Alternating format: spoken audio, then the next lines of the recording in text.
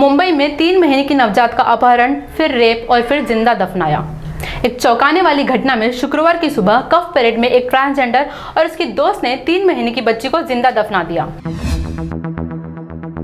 Police ने कहा कि एक रात पहले ट्रांसजेंडर के रूप में पहचाने जाने वाले कुन्नू को बच्चे के परिवार द्वारा नकद और तरह के उपहारों से वंचित कर दिया गया था और कुन्नू की तरफ से कथित तौर पर उन्हें शाप देने के लिए एक तर्क भी दिया गया था।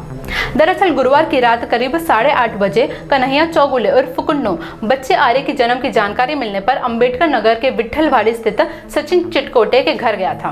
कुन्नू पड़ोस में रहता था और चिटकोटे के घर गया और एक साड़ी और नारियल के साथ उपहार के रूप में 1100 रुपए की मांग की। हालांकि परिवार ने इनकार कर दिया और फिर बहस छिड़ गई। पुलिस ने कहा कि कुन्नू शाप देते हुए वहां से चला गया।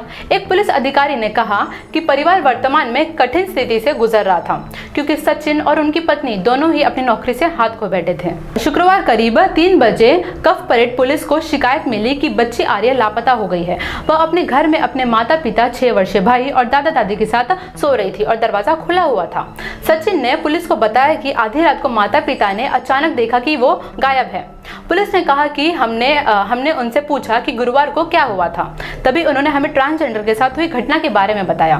कफ परेड पुलिस स्टेशन के वरिष्ठ निरीक्षक राजकुमार डोंगरे ने कहा, हमने तुरंत ट्रांसजेंडर को पूछताछ के लिए उठा लिया और फिर हमने बच्ची को दफनाने के बारे में पता चला। कुन्नू ने कहा कि बच्चे के परिवार के साथ बहस के बाद वह 22 वर्षीय अपने दोस्त सोनू काले से मिली, जिसने पूछा कि कुन्नू परेशान स्थिति में क्यों है। पुलिस ने कहा कि कुन्नू ने बताया कि चिटकोटे ने क्या किया और फिर दोनों ने मिलकर परिवार को सबक सिखाने का फैसला किया।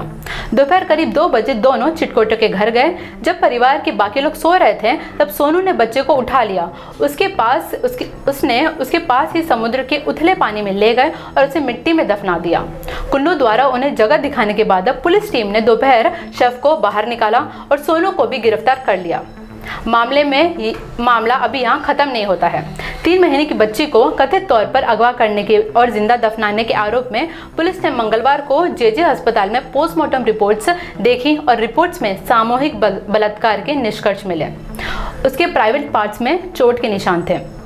राजकुमार डोंगरे ने कहा कि आईपीसी की धारा 376 DB यानी 12 साल की कम उम्र की महिला पर सामूहिक बलात्कार की सजा के साथ साथ यौन अपराध अधिनियम 2021 के तहत बच्ची के संरक्षण की संबंधित धाराओं को मामले में जोड़ा गया है।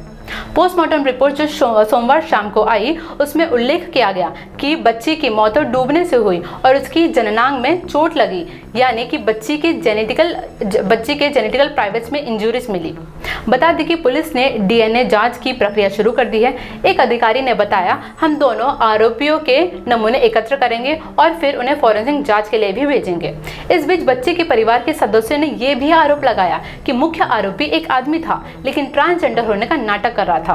पुलिस अधिकारी ने कहा, हमने FIR उसके नाम से ही फिलहाल दर्ज किया है और इसे ट्रांसजेंडर के रूप में रखा है।